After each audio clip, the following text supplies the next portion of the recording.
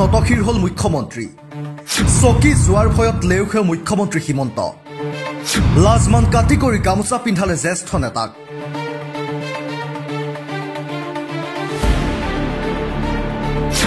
সভাপতি ৰঙা চকু দেখি থৰ থৰকৈ কঁপিছে ন বিজেপি সময় সলনি কৰে সময়ক সময়ৰ গতিত সলনি হয় জীৱন সময়ে সলনি কৰি দিয়ে ৰজা মহাৰজাকো ৰাজমহলৰ পৰা একেকোবে পথৰ ভিক্ষাৰী সজাই দিয়ে এই সময়ে সলনি কৰি দিয়ে ৰাজনীতিকৰ জীৱনো অসমৰ ৰাজনীতিটো সলনি হ'ব ধৰিছে সময় বিজেপিত বেয়া দিন আৰম্ভ হৈছে মুখ্যমন্ত্ৰী ডক্টৰ হিমন্ত বিশ্ব শৰ্মা আৰু তেওঁৰ চামচা বাহিনীটোৰ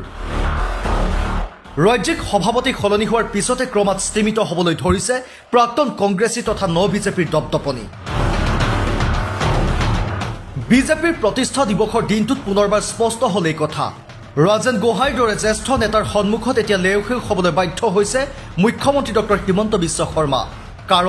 কাৰণ বিজেপিত এতিয়া আহিছে পৰিৱৰ্তন সাংসদ দিলীপ শইকীয়াই ৰাজ্যিক বিজেপিৰ সভাপতিৰ দায়িত্ব লোৱাৰ পিছতে দলটোত দেখা গৈছে ব্যাপক পৰিৱৰ্তন পূৰ্বৰ সভাপতি ৰঞ্জিত দাস আৰু ভৱেশ কলিতাৰ দৰে মুখ্যমন্ত্ৰীৰ কথাত হয় হুজুৰ কৰা নাই দিলীপ শইকীয়াই দলৰ জ্যেষ্ঠ নেতাসকলক মুখ্যমন্ত্ৰী আৰু তেওঁৰ শিবিৰটোৱে বিভিন্ন সময়ত অপমান কৰি আহিছিল যদিও সভাপতি হিচাপে কোনো পদক্ষেপ গ্ৰহণ কৰাৰ পৰা বিৰত আছিল পূৰ্বৰ দুয়োগৰাকী সভাপতি হিল বালি আৰু কাঠৰ সিন্ডিকেটৰ পৰা পোৱা ধনৰ লোভতে মুখ্যমন্ত্ৰীৰ সকলো কথাতে হয়ভৰ দি আহিছিল ভৱেশ কলিতাই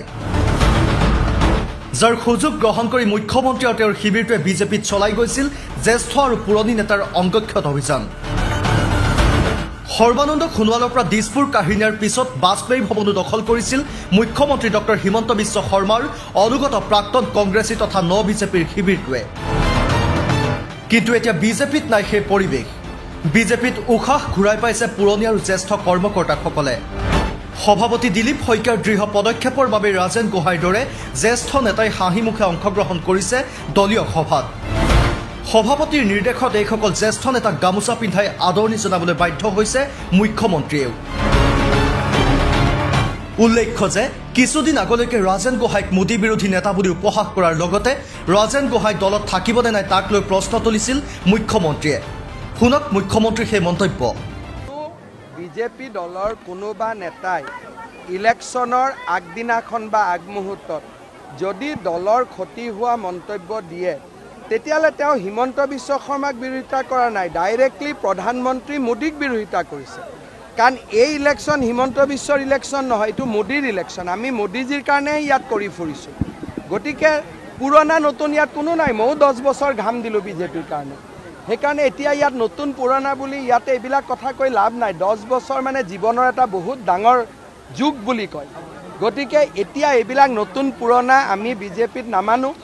বিজেপিত আজি অহা জনকো আমি সমান মৰ্যাদা দিওঁ পুৰণাজনকো সমান মৰ্যাদা দিওঁ গতিকে এইবিলাক কথা যোনে কৰি থাকে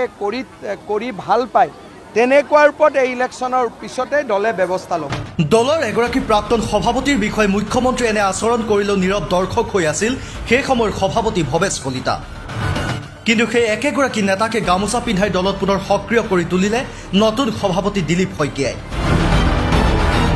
দিলীপ শইকীয়াৰ এনে স্থিতি দেখি থৰকাচুটি হেৰুৱাই পেলোৱা মুখ্যমন্ত্ৰীয়েও অৱশেষত ৰাজেন গোহাঁইৰ দৰে নেতাক গামোচা পিন্ধাবলৈ বাধ্য হৈ পৰিল এক কথাত ক'বলৈ গ'লে সভাপতি দিলীপ শইকীয়াৰ ওচৰত এতিয়া লেউসেউ হৈ পৰিছে নিজকে সৰ্বশক্তিমান বুলি ভবা মুখ্যমন্ত্ৰী ডক্টৰ হিমন্ত বিশ্ব শৰ্মা